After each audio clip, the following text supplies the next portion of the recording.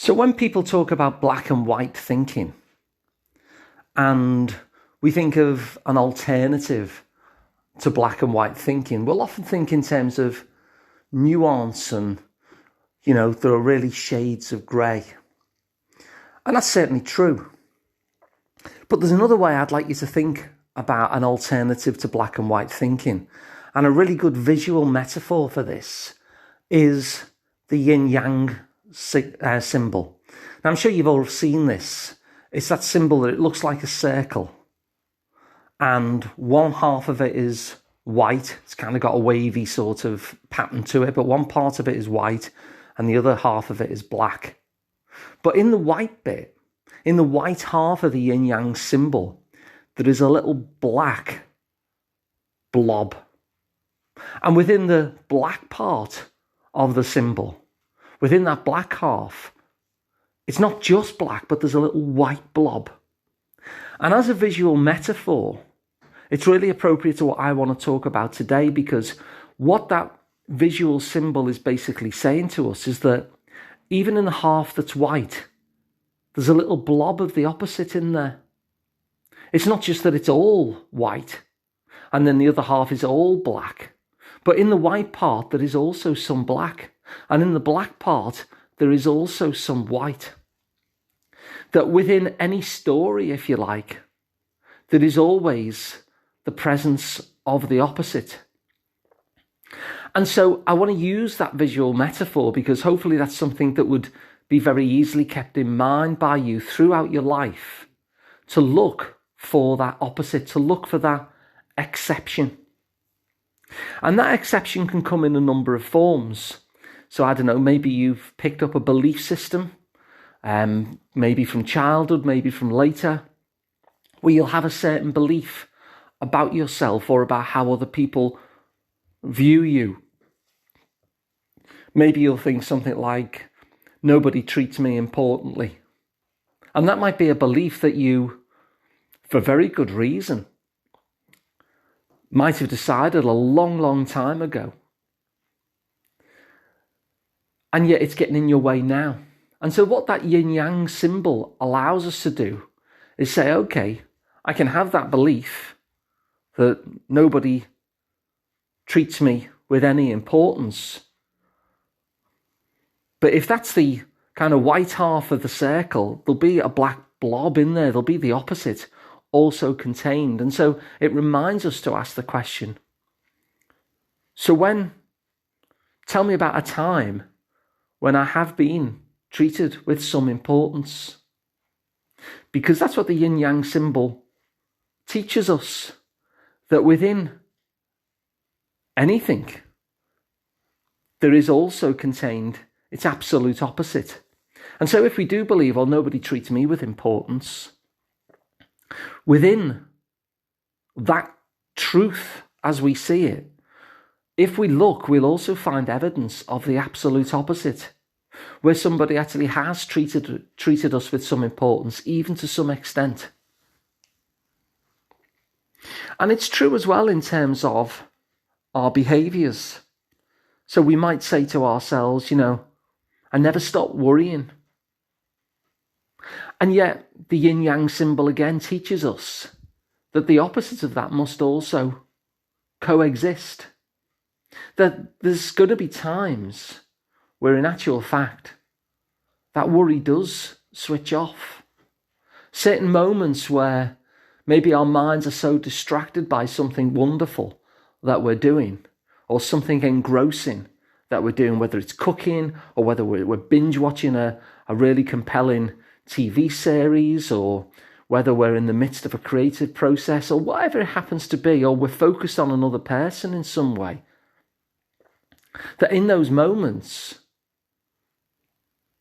we stop worrying, that we're not strictly worrying all the time as we thought. And so those exceptions, those contradictions, those opposites to our beliefs and to our behaviours, those opposites to the stories that we tell ourselves about ourselves, are in there as well. And you know how you look at a night sky and there's thousands and thousands of stars in there, but you'll focus in on a constellation, something that maybe looks a little bit like a plough. And so you miss all the other stars completely because your eye is drawn to this thing that is especially familiar, that is especially kind of rooted in your mind. It can be a little bit like that too, about the stories that we tell ourselves about ourselves, that we form ourselves a constellation, and we miss all the other stars in the sky. And so what's really helpful about this yin-yang visual metaphor is it just prods us very gently to look for those other stars in the sky, to say, okay, I can see this story, but what's the opposite to this story that I'm telling myself about myself? So we might say to ourselves, I'm not very good at job interviews. And yet we'll say it despite being in a job. And so we'll completely miss the fact that in order to get this job, we underwent a job interview and were successful. And these kind of examples of the opposite contained within the story, like in the yin-yang symbol, are literally everywhere. And it also helps us to make change in the future as well. I'd love to be someone who exercises regularly, but I'm just not that person. And yet, if you look, there will be a time where you have actually done some exercise.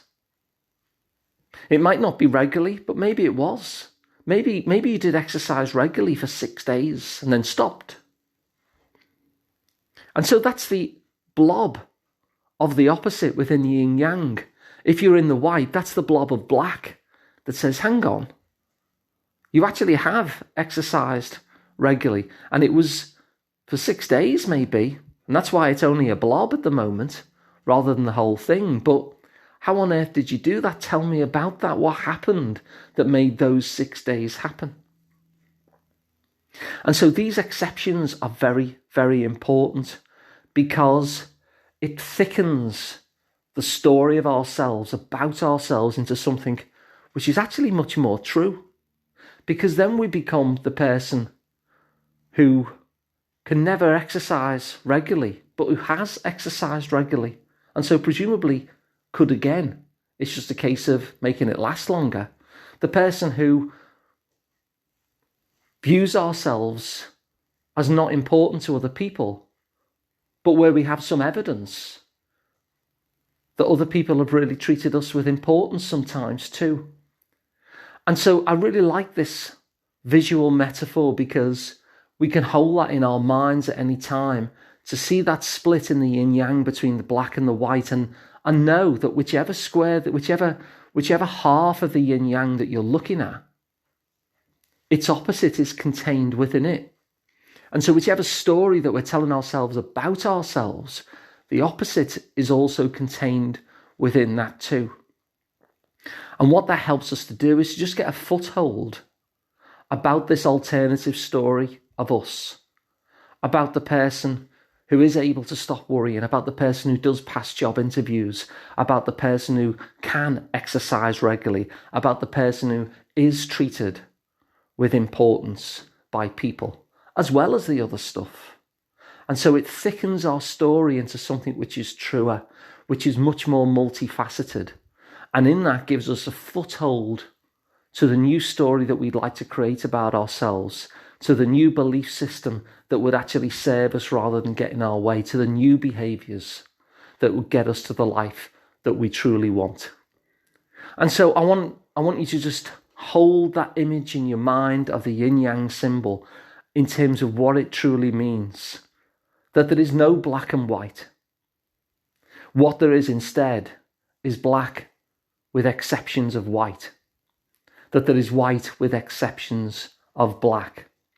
And so whatever story that you're telling yourself about yourself, whatever story you're telling yourself about how other people view you, embedded in that, as in the yin-yang symbol, is its complete opposite. And hopefully by holding that metaphor in mind, holding that image in mind, it will remind you, as it does me, to check out for those exceptions, to check out those opposites and build a fuller story about you and your capabilities.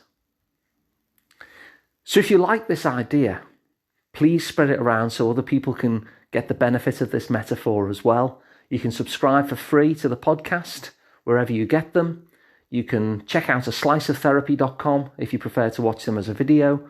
And if you'd like to work with me, Alun Parry, directly, I'm the director of the Liverpool Psychotherapy practice, and you can find me at liverpoolpsychotherapy.co.uk.